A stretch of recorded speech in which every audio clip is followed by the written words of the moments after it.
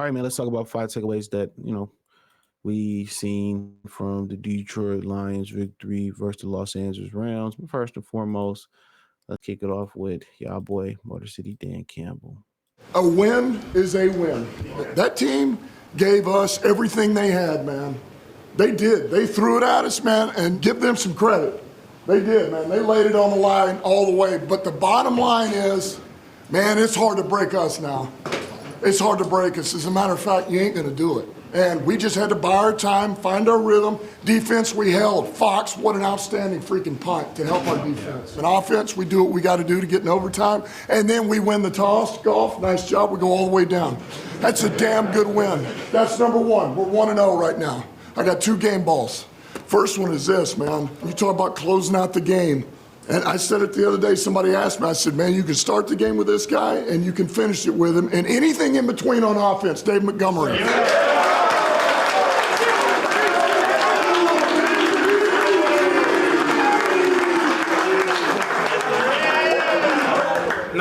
Look. I'm saying we was in that fighting for a while, man, and it was ugly for a little minute. Before the game, Ben said that it showing up ain't gonna be our best game, it ain't gonna be the perfect game, but shit, we finished it together as a team. Defense, man, this guy was all over the freaking field, man. Play after play after play. In the pass game, the run game, Alex Anzalone. Hey, this is just one win. I look at it every year. I just look at it a quarter at a time, 4 games at a time. Let's go 3-1, 4-0 each quarter. It's a long-ass season. This is just one. Keep it going.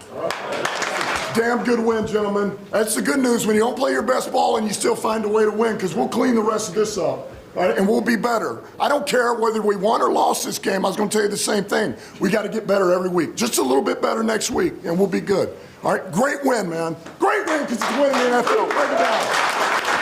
Hey, a win's a win in this league. They're hard to come by, especially against the good teams. Let's go. Lions on 3. 1, 2, 3. Lions! There it is. There it is. 5! All right, man. So, hey, shout out to them. Win's the win. That was a game that the Lions historically would have found a way to lose. And we know it. They would have found a way to lose that game. 5 takeaways that I actually take away from the game. At number 5, Jameson Williams is Jameson Williams. He was as advertised in Alabama. He done a terrific job of refining himself. And sometimes when you lose confidence coming off an injury, he had some drops. You know what I'm saying? It was a lot of turmoil that was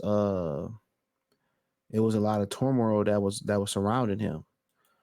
Some fans was trying to say, maybe he a bust and we probably need to cut him. And a lot of people jumped the ship with Levi Onwuzurike when we said that. It's just frustration. And that's why the fans don't run the team. It's not, we got to be logical about this. And we don't see these guys on the day-to-day.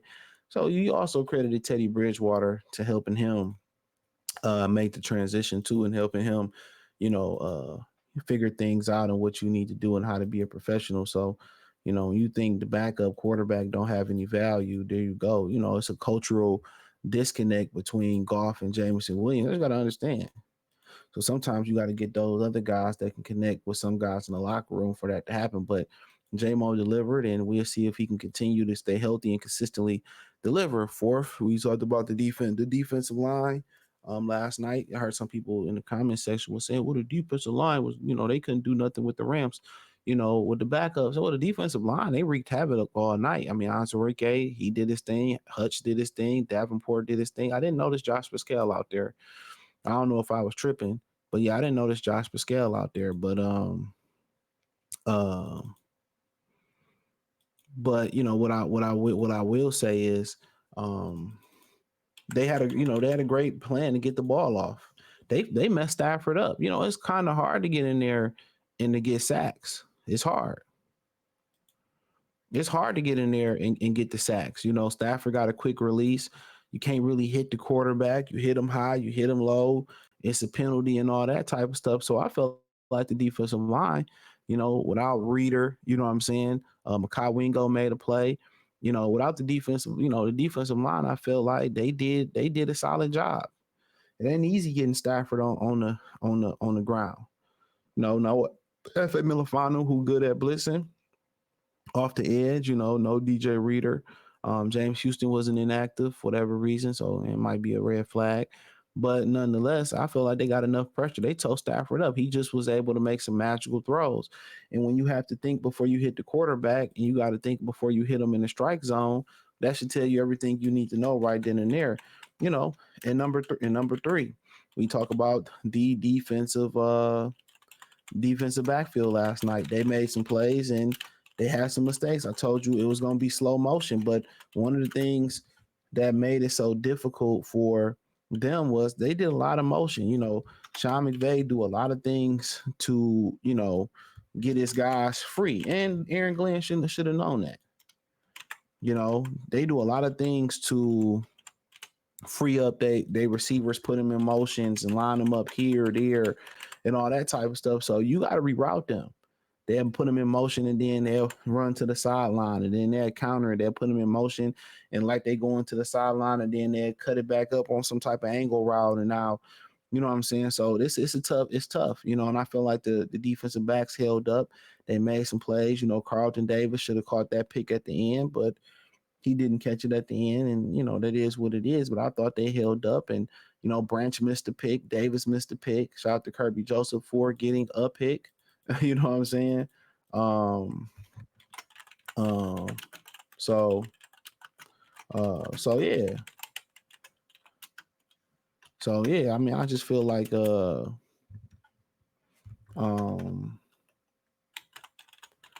I feel like they did their job. They did their job. They did their job. So Terrion Arnold, yeah, it was a little tough going for him last night. I didn't really think that was a pass interference call. I don't think you should have to turn your head around and play the ball. In my opinion, you should be able to face guard. I feel like when you playing, defense and you can push a guy out of bounds, before he get his foot in, I don't shouldn't be. The offense got so many just different. They got so many just different advantages. But I felt like when he made that play in the end zone and they called pass interference because he grabbed his arm, why not? Why not being able to knock his arms down? I don't really see a problem with that. They was both infighting. But Tyrion gonna be okay. You know what I'm saying? Like, he'll learn the little mistakes that he made out there. You gotta understand he was injured a lot of training camp too. And I thought he played pretty well, and that's a tough offense to look good against. All that motion and all that stuff. And they really tested their zone coverage. They really tested their communication. They really tested it, you know. They really tested their communication. And then, you know, but when you had to have it, you know, they made plays. Secondly, I think they figured out at the end of the game who they probably gonna have to be.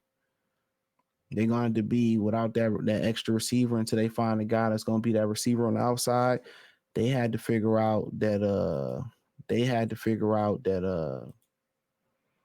you know, I think they have to figure out that we gonna line up and we gonna pose our will. Zeeford at the end of the game and Panisa Will, they were out there moving grown men against their will. So I think they had to figure out that, we got them. We gonna have to just, put a hat on a hat, a mano on a mano, a mano, and we just gonna have to play power football sometimes. And I think that's who their identity is, and they got to play action off that, and then find their receivers off that. So I think, at the end of that overtime game, knowing that we got the best offensive line in football, and we got to utilize that, and they did. That was smart of Ben Johnson. Didn't call the best game, but he called his, he saved his best play calls for later, and they all, straight up moved the Rams, just basically, bounced them out the party.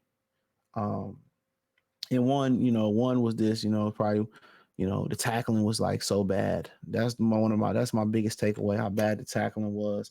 Understand they don't have a lot of tour days, and